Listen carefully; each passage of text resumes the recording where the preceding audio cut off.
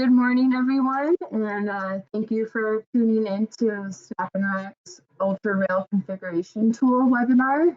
We're going to give everyone a couple minutes here to log in and join the webinar. Some people might be tuning in from a previous meeting, so let's give everyone a minute or two to hop on. Again, thank you for joining SnapNrack's Ultra Rail Configuration Tool webinar. We're going to give everyone a minute or two to join here. Stay tuned.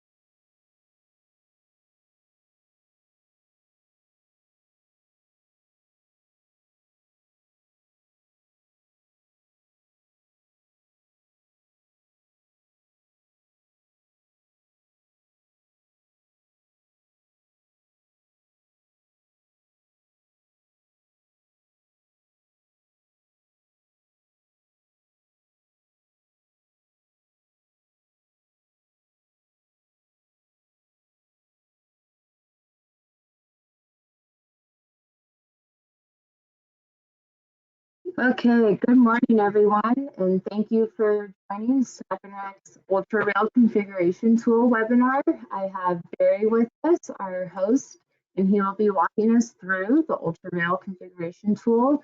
Couple housekeeping things. We have questions at the end of this webinar. You can go ahead and enter these questions in the chat box on the GoToWebinar panel on your screen. So go ahead and type those in as they come up, and we'll cover those at the end of the webinar. Also, there are no NAPSEP credits for this webinar. It's just participation and learning something about our Ultra Rail tool. But if you do have questions, please enter them in the chat box. And let's go ahead and get this started. Barry, I'm going to pass the presenter role over to you. Okay. All right. Should be, there you go.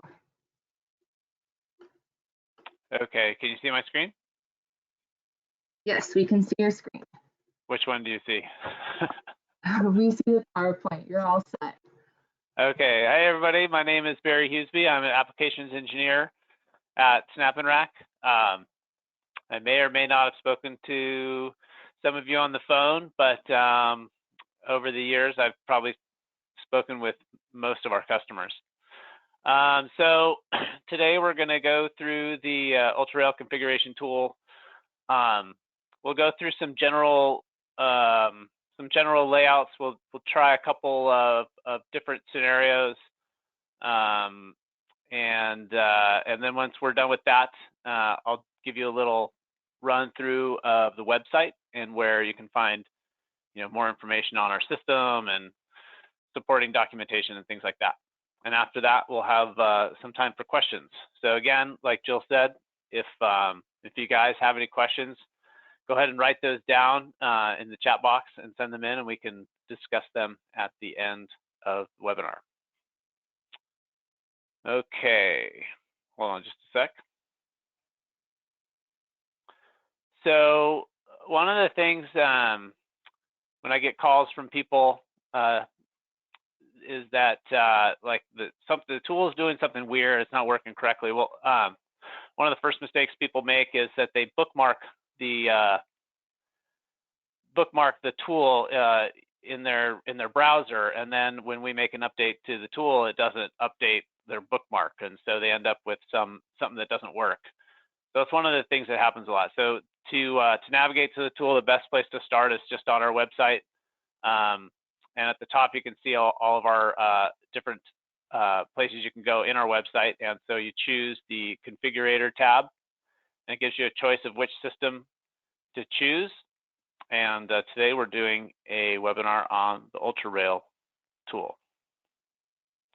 So this will load up automatically.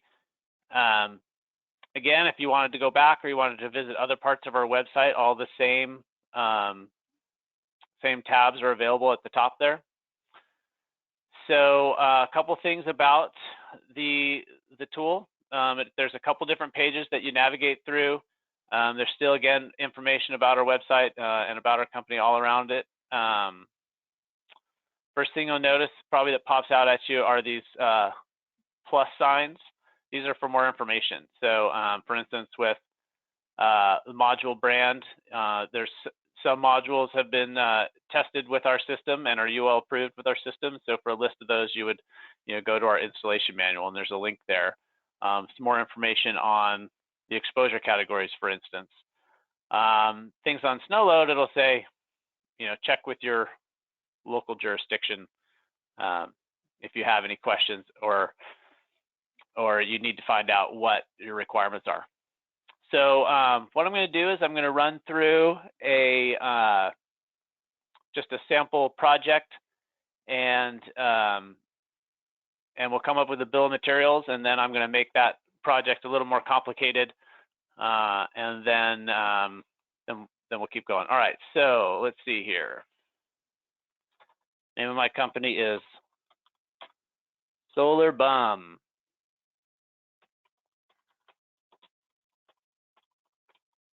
Okay, so first thing you're going to do is choose a module. Now, we don't have every single module in the whole world in here.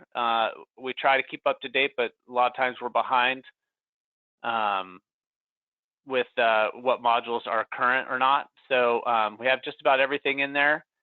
But if you do find that you don't have we don't have a module that you need, you would go up here to the very top, and you can see there's a custom entry here. When you choose custom entry, over here you would put in, your module dimensions in inches. It's not 15, 1.5, and your weight and your power and your frame color, right? And then the tool is going to use these dimensions when it creates the bill of materials. But today, that's not what we're doing. So I'm going to choose REC group. Let's say the 295 TP2 black frame. So one of the things you're going to want to do always is just double check the dimensions to make sure that they are the proper module. Sometimes, not everybody's perfect, and I do tend to sometimes make a mistake in entering the number. So just make sure that you're actually using the right module. And again, if you don't have the proper module, you can send me a note, and my email will be available just to add that module. And I can usually get it done fairly quickly, but it just sort of depends. Usually a couple days. So we've chosen our module. Moving down into the environmental requirements. These are going to be some of this is going to be dictated by by the AHJ. So again, your exposure category. If you're curious about what it is, typically most homes are going to be exposure category B, but there are other categories, and here's the definitions of them. Mostly, if you're close to a large body of water or open expanse with no trees, you're going to see increased wind loading on the building and on the solar array on the roof. So make sure you know what your exposure category is, and then you're going to choose your building code. So most of the country is still on the 2015 building code.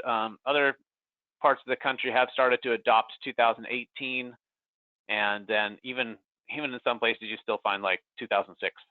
So go ahead and choose your building code. And then you're going to want to choose your ground snow load, and it's 0 to 5, 5 to 10, 10 to 15, and so on and so forth. You would choose, round up to the nearest 5 or whatever. So let's choose a 20-pound snow load. The wind speeds. So the wind speeds will be different for a couple of reasons. One is that the 2018 building code, the wind speed actually goes down to 95 in our engineering. They changed the wind maps in the code, so that's why there's a little bit of a difference there. So if you are using the 2018 building code, make sure you have the right wind speed in there, because it could be that before you had 110 miles an hour, and now with the new 2018 building code, it's actually 95. So make sure you are aware of that.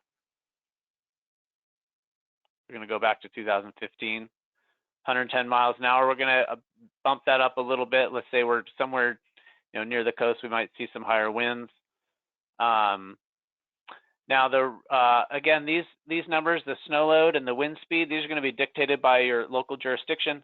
So make sure that you know what they are. There's also some other websites that you can find this information. For instance, the one I use a lot is this ATC Council, or AT Council, and you can basically just put in a zip code, right, and it'll tell you what it is, whether it's ASC 716, so this would be the 2018 building code, and then the 710 is the 2015 and earlier building codes.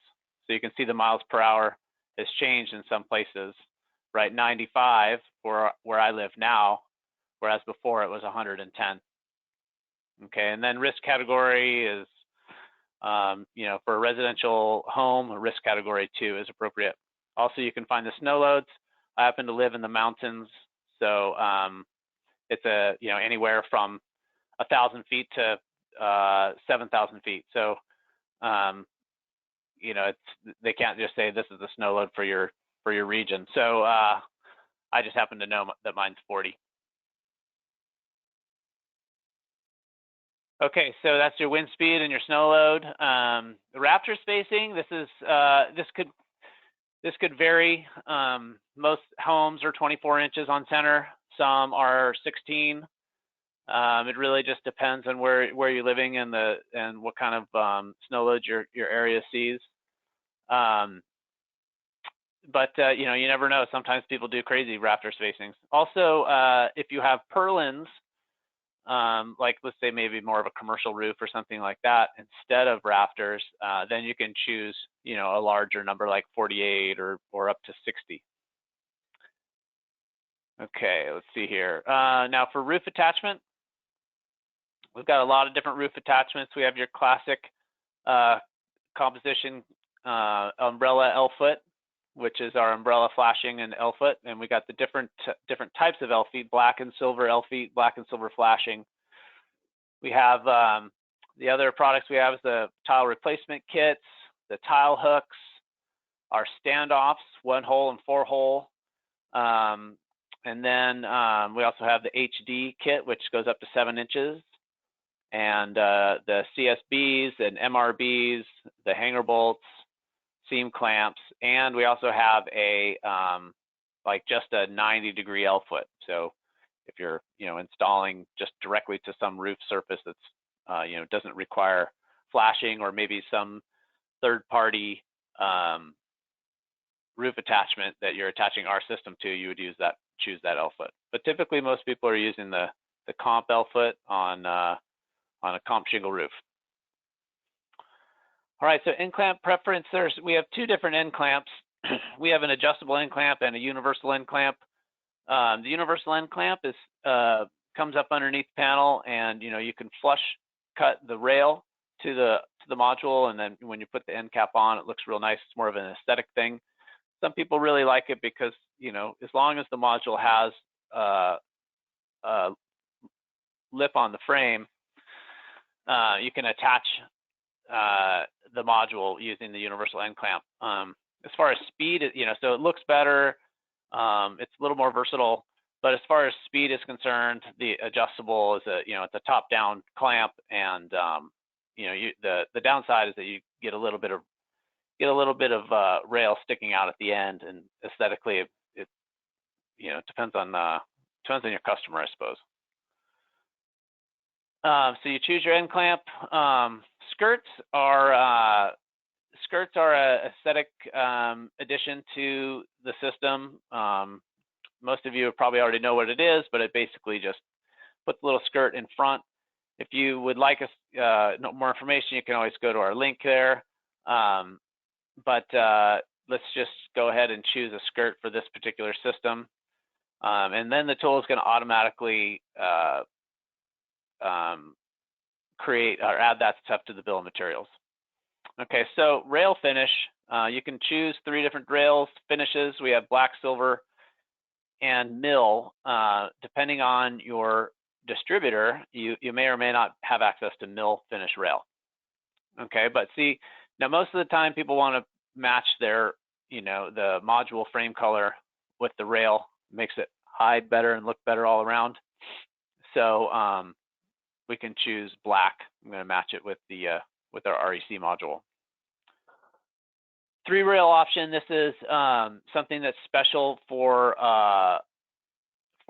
Florida in particular. We have engineering for it. At least we have a stamp for Florida. The engineering is valid all around. The engineering is what it is. But basically, in some places, you might have extreme winds, and in areas of Florida, you see a really large wind requirement from the local jurisdiction. So you can add a 3-rail option, and that'll use the engineering from our 3-rail tables. And then next you got whether your system is using microinverters or optimizers, and you can choose one of 2 different kinds of attachments. One is a rail mount, which would be, for this system, you'd mostly be using the rail mount. You can also use a frame mount, which is it's a kit that mounts the MLPE to the module frame. It's real quick and easy, but the downside is that when you have it like that, then it's a little bit harder to create your map and manage like where each optimizer is going, because you can't see it, and draw out your map beforehand. Anyway, so in this case, we're using a rail mount, and then you would choose what inverter or solar edge system you're using. So our system is approved, UL approved for both Enphase and Solar Edge for grounding. So you don't need to do any special grounding for either one of these systems, either one of these manufacturers. If you're going to use another manufacturer, you probably want to check with them. I mean, there's no reason that it wouldn't be grounded. It just has not gone through any sort of UL listing. And then, so the purpose of this is not that choosing one of these doesn't really do much to the overall system design here, but what it does is it adds to the system weight, essentially. And also, like some of these larger Solar Edge optimizers use 2 attachments for every optimizer. They're a little larger. In this case, we're using what were we using, a 295. So I'm going to choose the P320. And lastly, on the page, you have the option for a tilt up. You can say yes, and what's going to say, it's going to say, we don't have this on the tool. You're just going to have to call the tech line, and someone there will help you put together a bill of materials. So regardless of that, if you do have a tilt-up system, you're going to reach out to us here at the Applications Engineering Department, but you're still going to need to know all this information anyway. So make sure you've got all your information gathered before you give us a call, and then we'll be able to put together a bill of materials in just a couple of minutes. All right, so we have our system. Just a quick review. We've got our name and where we're doing this, our module, exposure category, code, snow load, wind load, rafter spacing, what roof attachment we're using, what end clamp we're using. We're going to put a skirt on this one, black rail. We're not using 3 rails. We're using the Solar Edge P320. All right. So now we've got our basic information. Now we can always come back to this page and change something if we want to. So if we need to change to another building code and maybe get a different, pull out a different bill of materials to see what happens. So once you go to configure subarrays, a pop-up comes up, and it's basically just saying, hey, you know, you need to know, make sure that you've entered in all the right information, right? So it's kind of on you now. All right, so I'm going to accept that.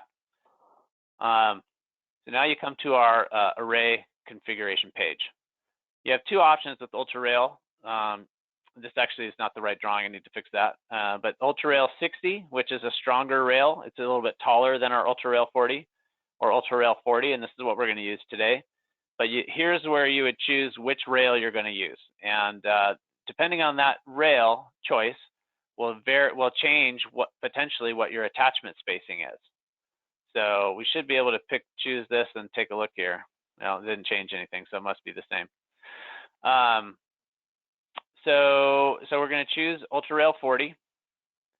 And we come down here to the array page. There's some information here. It talks about defining array edge zones and wind zones. So this is a very tricky part of the code, understanding zones. We've simplified our tools down to just the 3 zones, the edge zones and corner zones and interior zones.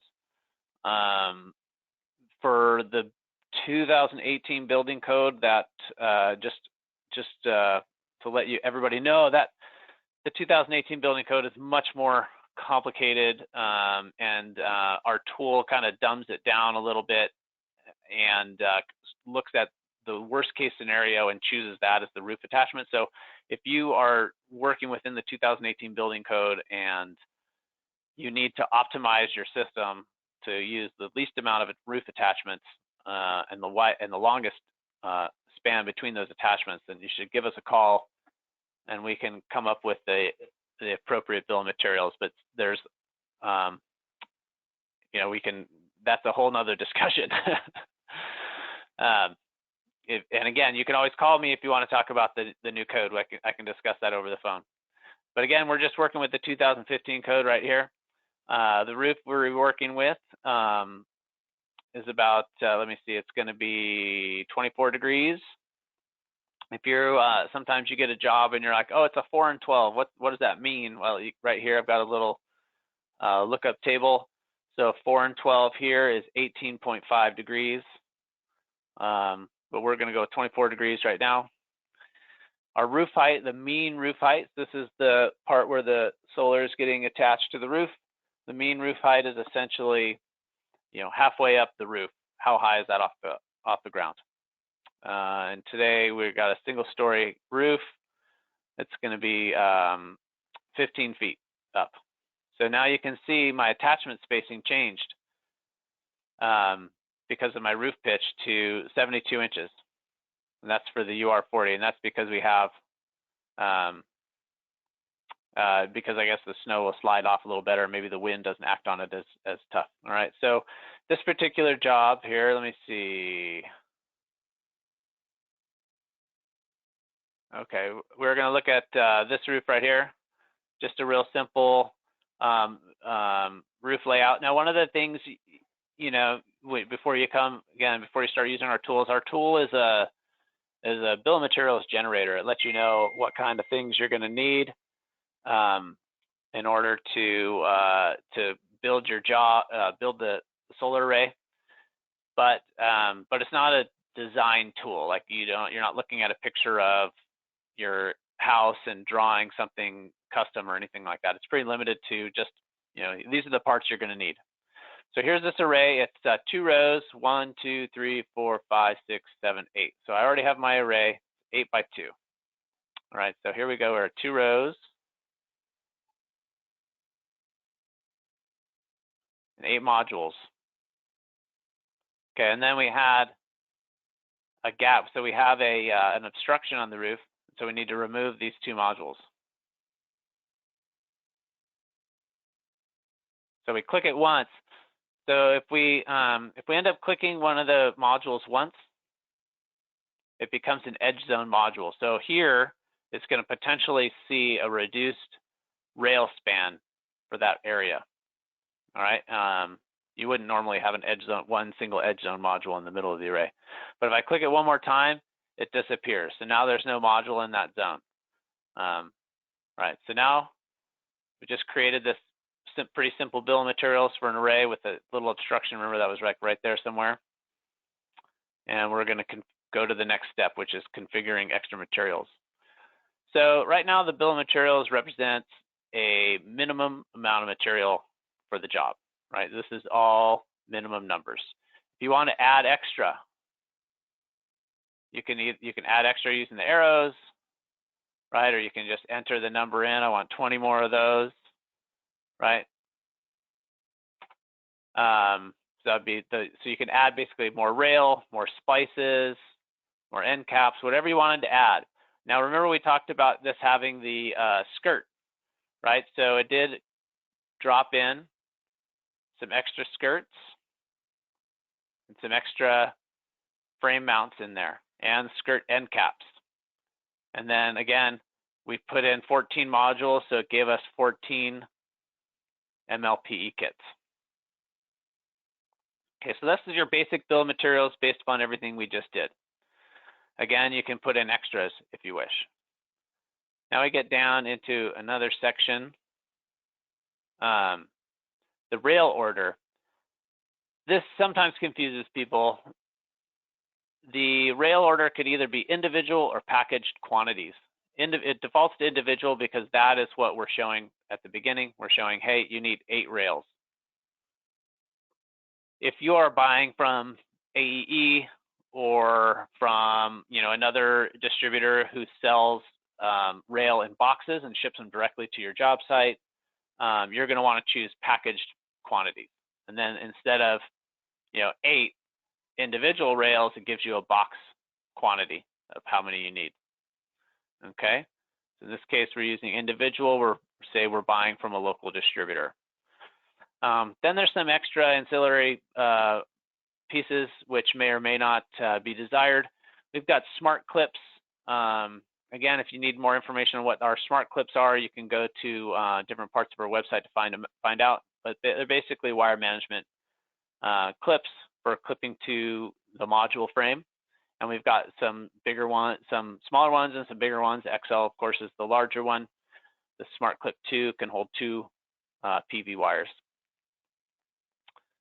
For this particular system, remember we ordered we have some the umbrella L-foot, and so here you can put extra umbrella lags if you would like more umbrella lags. You could also have done it up here in this area.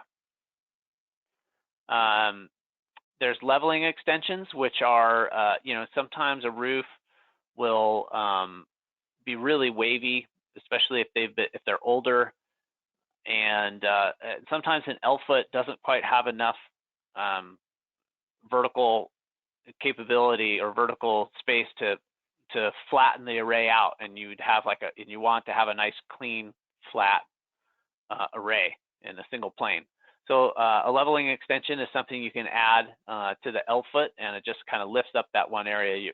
There are limitations to how many you can use per array. I think it's 30% of your total roof attachments can have them on it, so you can't put them on all. But they would mostly be just a couple of them in the middle of the array typically. Okay, so that's leveling extension. Again, for more information, we do have stuff on our website. Junction boxes are a great addition to your array. They just snap in place, and you can basically mount a junction box in like 3 seconds. And we have 2 different sizes. We have the junction box R, which is much smaller, not much smaller. I mean, it's it's probably, I think it's 3.5 by 5. Actually, it probably says it right here. Yeah, it's sorry, 4.5 by 5.5, and the bigger one is 8.8 by 6.3. Can handle a lot of circuits. So these are great if you want to have, especially if you just have a system like this with just one single string. We're going to have, we're just going to have one small junction box. Wire clips are plastic snap-in clips that go into the top of the rail. you know, use those for wire management. They're really helpful with a solar edge system. And if you need to know how many you might need, you can look here and it tells you. So for so if we are going to use let's see here, it says one per module. So we're going to need 14. I'm just going to put 20 in there because that'll be a bag of 20. Whoops, I didn't want 20 of those. I want 20 of these wire clips. Okay, wire clamps are used for when you're transitioning from one row to the next row of modules and you're running your home runs.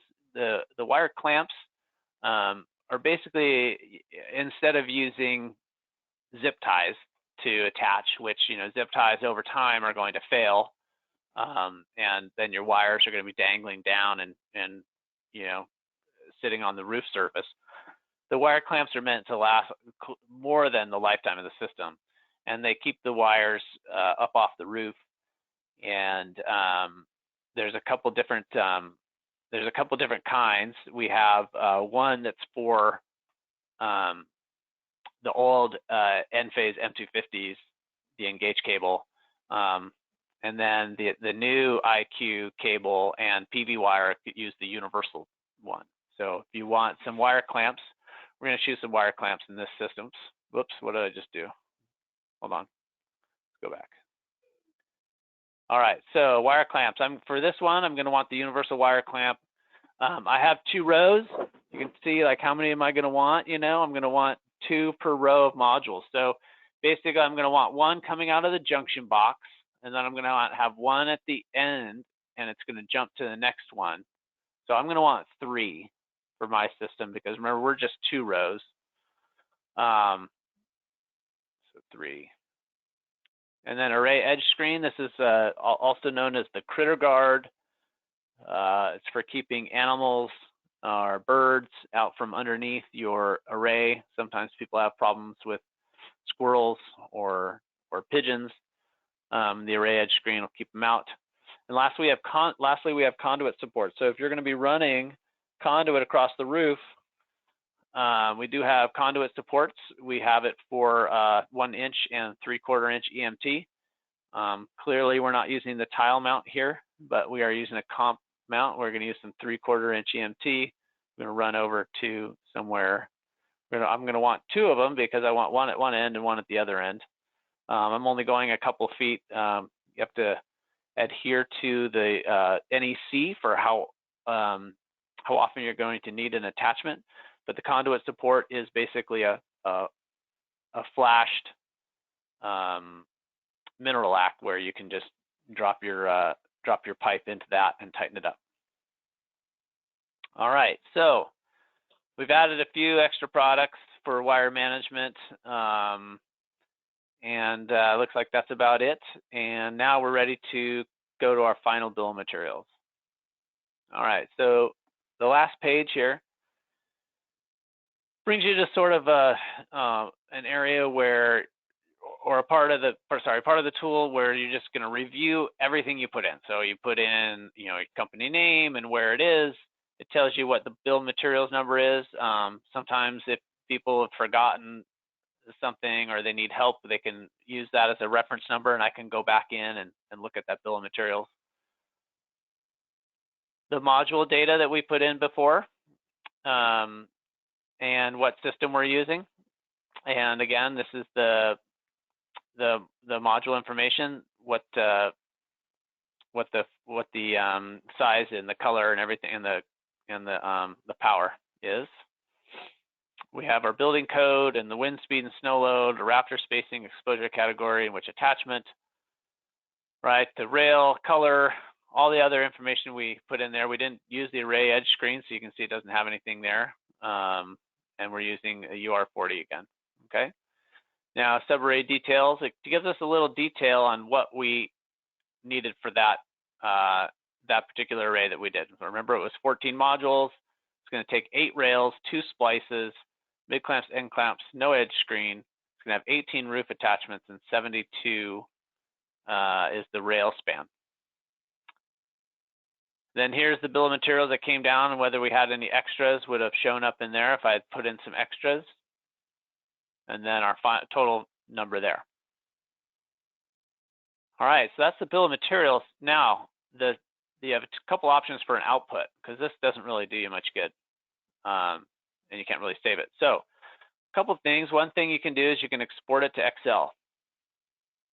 Then this pops up here.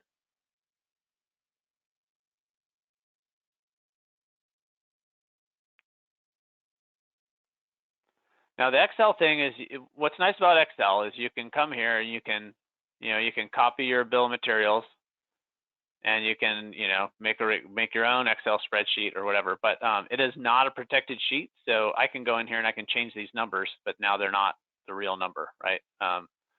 So you can go around, you can manipulate this if you wanted to use it. So it'll have basically the same information you put in before, all the same stuff. And then if you want, you can look at the array. This is what the array looks like. This is all the information we put in before. Okay, and now one of the other things that this page shows you is what the engineering is.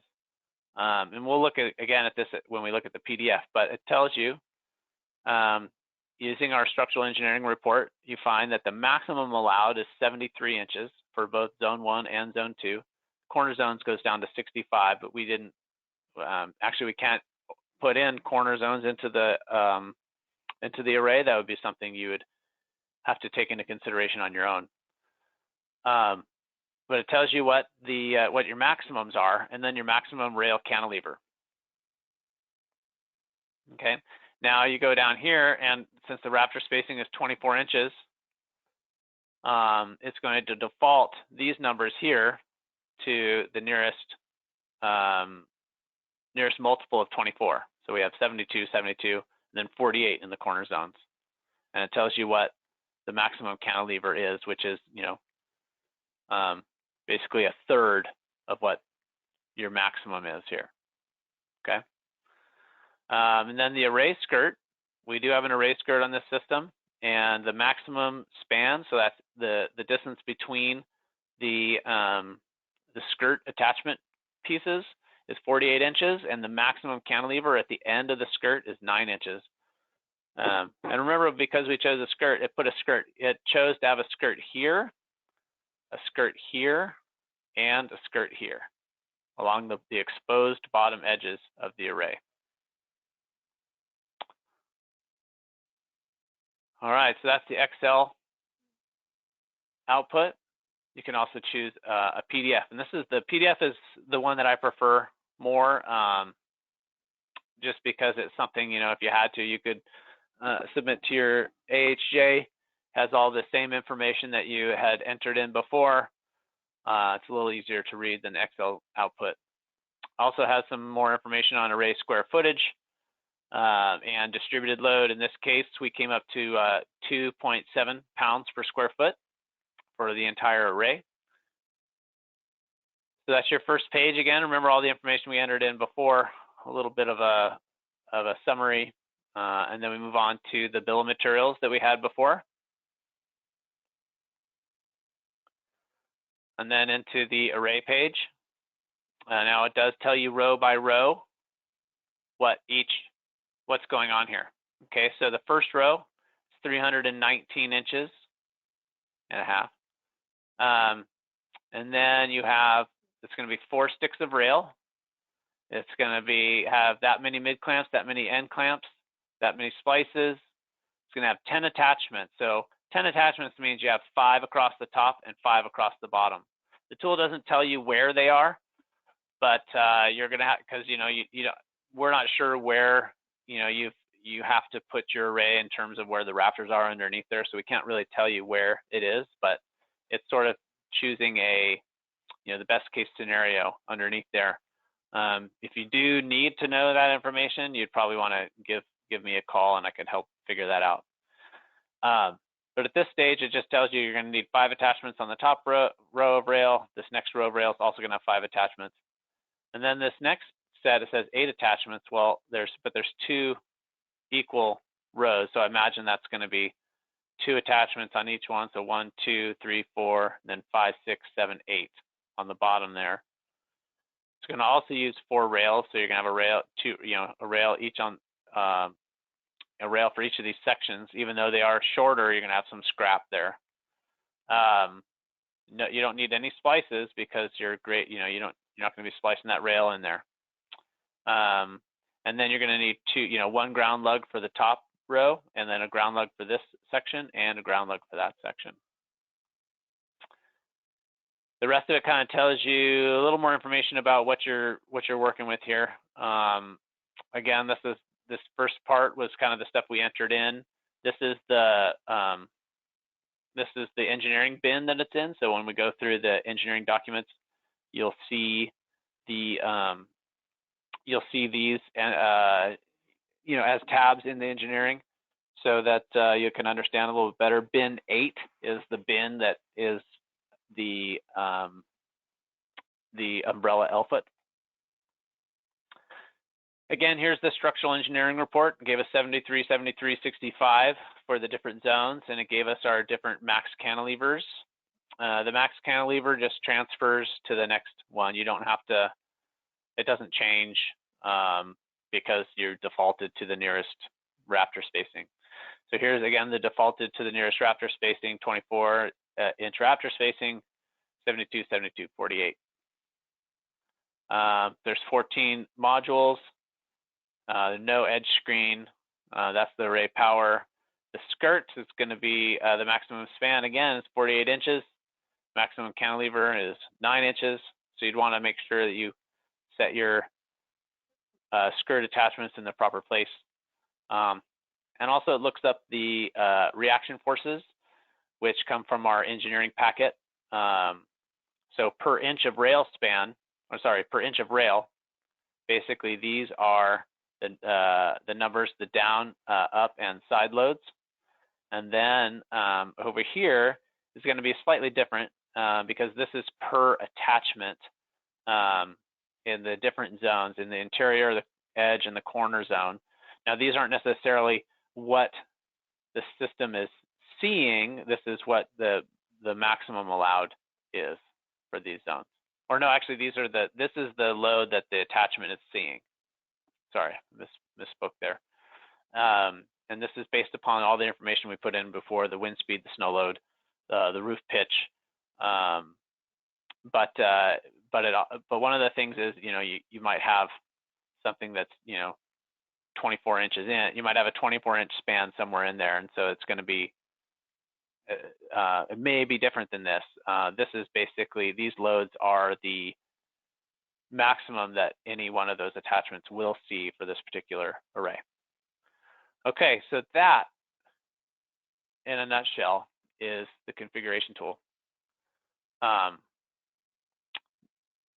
So what I'm going to do here is I'm going to actually just back up. I'm just going to say, you know what? The homeowner, they want another array, right? So this wasn't enough power for them. They said they wanted 3 refrigerators, and that one of them is going to sit out in the sun. So they want some more power on another roof. So we're going to add a subarray. So you wouldn't necessarily add a subarray onto here. That doesn't make a whole lot of sense. Maybe it's a different roof pitch. So we're going to add a subarray.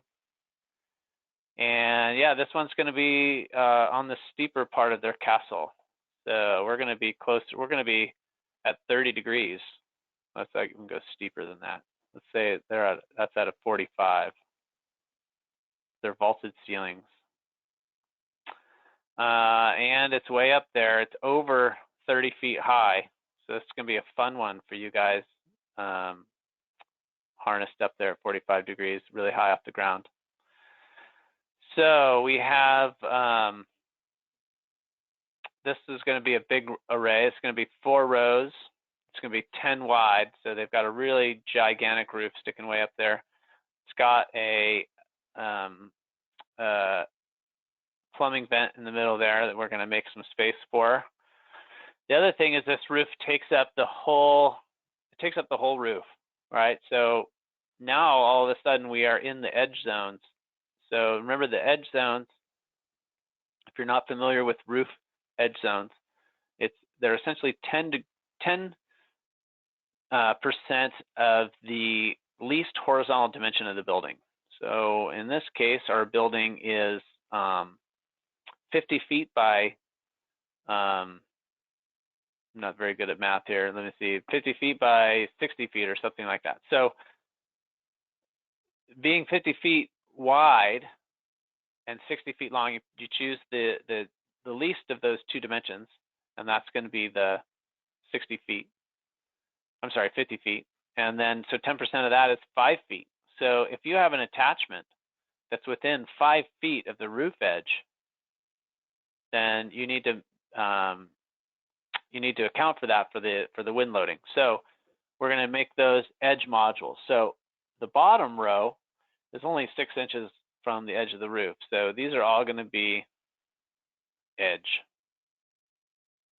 Remember, it's just one click for edge.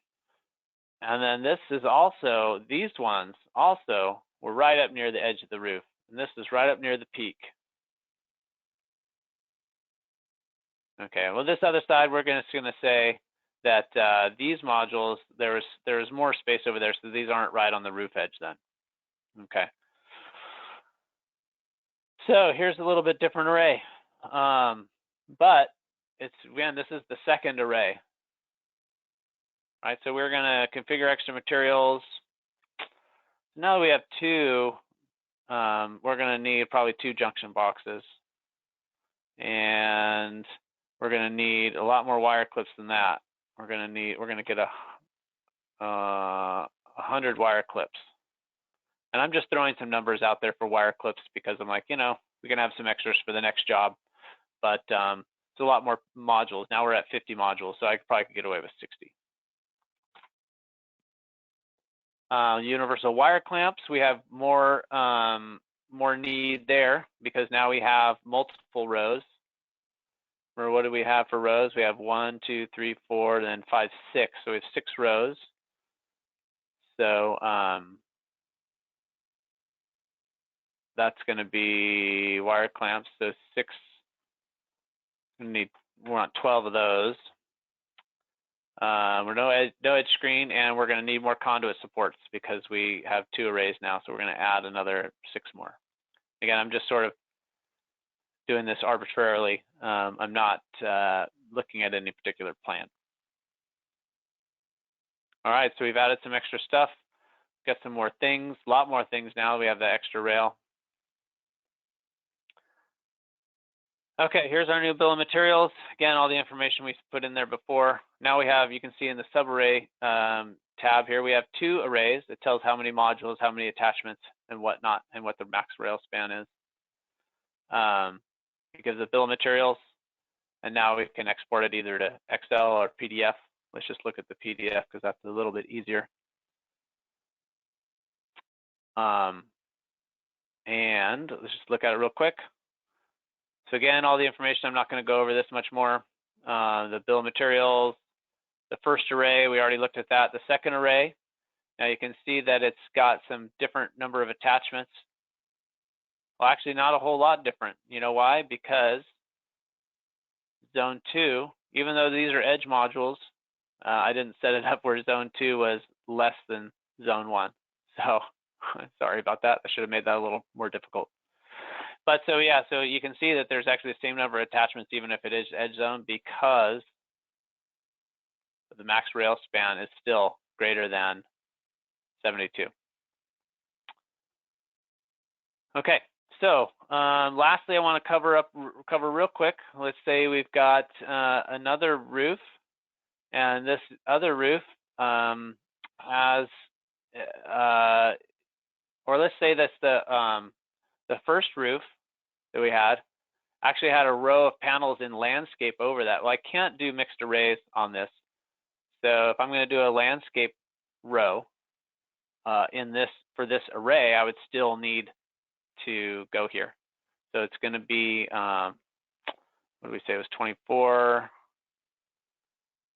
and 15, and it's 1 row, and it is, say it's 6 wide landscape.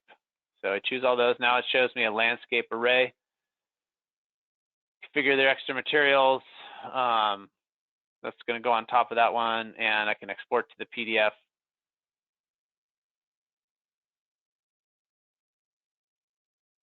And here we go. So we have our first array, our second array, and then we have that other part that was sitting on top of that first array.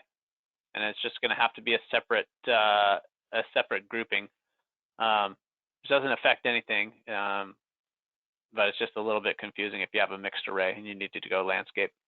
All right, we're starting to wind down. So real quick, I wanted to show you a couple of things, places where to find more information. Okay, our resources tab. You would choose, in our case, we use UltraRail 40, but there's also UltraRail 60 and the other mounting systems we have. So let's choose UltraRail 40 as our product. And we have the products catalog, which is all of our parts. We have brochures, manuals. This is where you'd find the installation manual. Structural engineering letters. You can filter out by state if you like. Okay. Or you can just come here and you can just pick a letter from here. And these are basically a cover letter with a stamp. And there's also the full report. And the full report is put out by our structural engineer. And it has, again, when we used the tool before, we used all the information from here, and then this, 1,000 pages or whatever it is of tables is what is behind the tool, and the tool does a lookup to find all these numbers. Let's see, what else do we have in resources?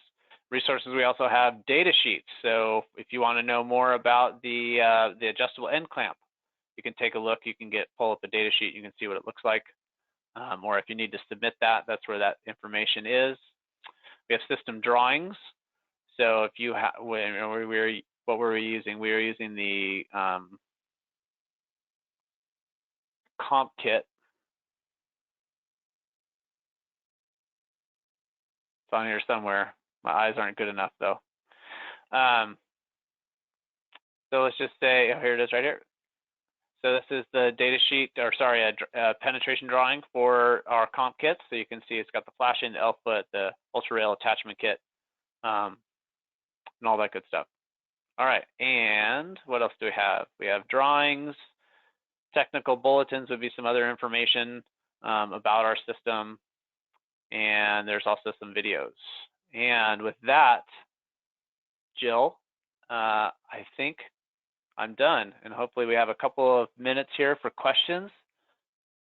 I know that was kind of fast. I sort of ran through there, but if you have any questions, feel free to write them, and Jill will pass them on, and hopefully I can answer. Okay, thanks, Barry. That was awesome. You did a wonderful job running through our UltraRail configuration tool. Like Barry mentioned, please answer your questions in the questions chat box. Give everyone a couple minutes to type in your questions. I am seeing one here, Barry. They are asking about a reference page to where it shows a snow and wind council page. The AT council page?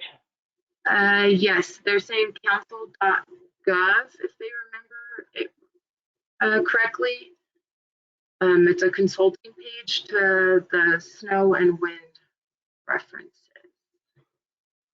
Yeah, Jill, I'm having a hard time hearing you actually, so I'm only catching some of that.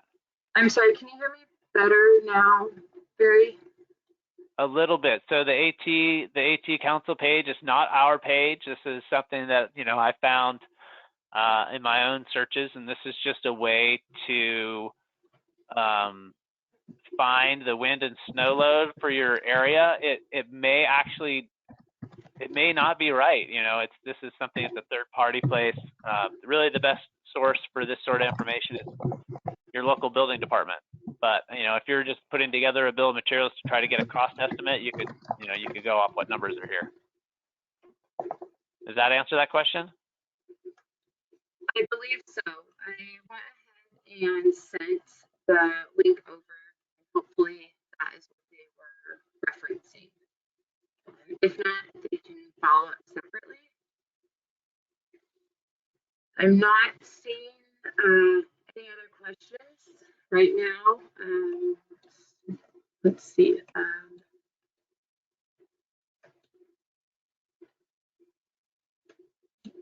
With that, Barry, we'll go ahead and conclude the webinar. Again, if anyone has any other questions, please feel free to follow up with us in the team. We'll be happy to answer any questions independently. Barry has his email there. Also, you can visit our website where you can call into our technical support line. And also, we do have our general email there where you can reach any of our team members that way as well. Thank you, everyone, for attending our webinar. We appreciate the support and have a safe and wonderful weekend. We will have another webinar next Friday as well. Thank you and have a wonderful week.